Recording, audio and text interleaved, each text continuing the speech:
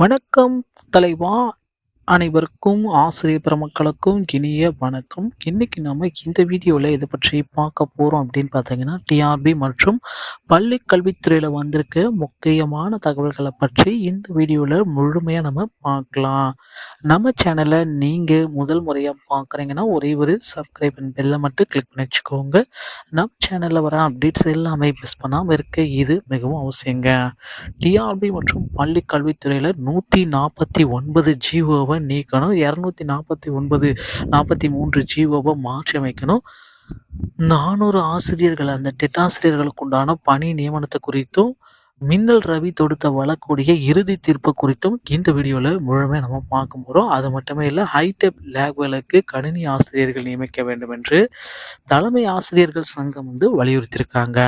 தமிழகத்தில் அரசு பள்ளிகளில் செயல்படும் அனைத்து ஹைடெக்களிலும் கணினி ஆசிரியர்கள் நியமிக்கப்பட வேண்டும் என்று தமிழ்நாடு உயர்நிலை மேல்நிலைப் பள்ளி தலைமை ஆசிரியர்கள் சங்க மாநில தலைவர் அன்பரசன் தெரிவித்துள்ளார். அவர் கூறியது என்ன பார்த்தீங்கன்னா, தமிழகத்தில் அரசு உயர்நிலை மற்றும் மேல்நிலை பள்ளிகளில் அறிவியல் ஆய்வகங்கள் உள்ளன. மாணவர்கள் நலன் கருதி ஆய்வக உதவியாளர்கள் நியமிக்கப்பட்டுள்ளனர். பிப்ரவரி 1 பொதுத் தேர்வு மாணவர்களுக்கு செய்முறை பயிற்சி தேர்வுகள் துவங்க உள்ளன. ஆனால் தற்பொழுது 150 மாணவர்களுக்கு ஒரு ஆய்வக உதவியாளர் என்ற அடிப்படையில் ஆய்வக உதவியாளர் பணியிடங்களுக்கு மாற்றம் செய்ய முயற்சி நடக்கிறது.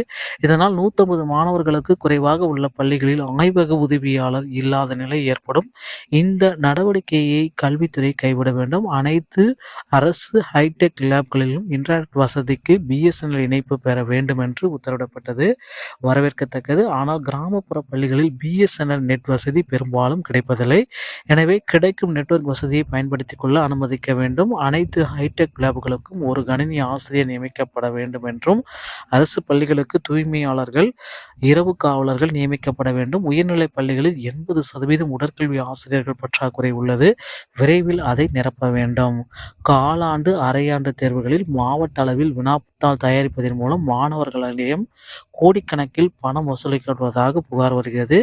இயக்குனர் உத்தரவிட்டதாலும் சிஇஓக்கள் மாவட்ட அளவிலான வினாத்தாளையை பின்பற்ற முடிவை எடுக்கின்றனர். இனிமேல் மாநில மாவட்ட எந்த வினாத்தாள் முறையை பின்பற்ற வேண்டும் என்று தெளிவான அறிவிப்பை இயக்குனர் வெளியிட வேண்டும். முன்னாள் மாநில தலைவர்கள் சாமிய சத்தியமூர்த்தி, பீட்டர் ராஜா உடன் இருந்தனர். ஸோ என்ன சொல்றாங்கன்னு பார்த்தீங்கன்னா, புதிய வேகன்சிஸ் எல்லாமே எடுக்கணும். அந்தந்த பள்ளிகளில் ஆசிரியர்கள் அல்லாத உடற்கல்வி ஆசிரியர்களை வைக்க, கணினி ஆசிரியர்கள், இந்த மாதிரி ஆசிரியர்கள் எல்லாமே தேவைப்படுறாங்க. அதை தூய்மை பணியாளர்கள் முதற்கொண்டு எடுக்கணும்.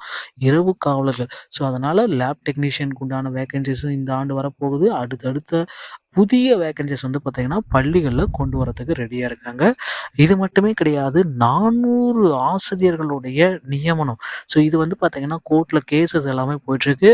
இன்று மாலை பார்த்தீங்கன்னா அந்த ஸ்டே ஆர்டர் விரைவில் வெளியிடுவாங்களா, இல்லை ஸ்டே ஆர்டரை ரத்து செய்வாங்களான்ற ஒரு அறிவிப்பு இன்று மாலை ஒரு தீர்ப்பை வழங்க போகிறாங்க. மின்னல் ரவி மற்றும் 175 ஆசிரியர்கள் சேர்ந்த வழக்கு பார்த்தீங்கன்னா இன்று மாலை ஒரு புதிய தீர்ப்பு வெளியிடுவதற்கு தயாராக இருக்குங்க. பொறுத்து தான் நம்ம பார்க்கலாம்.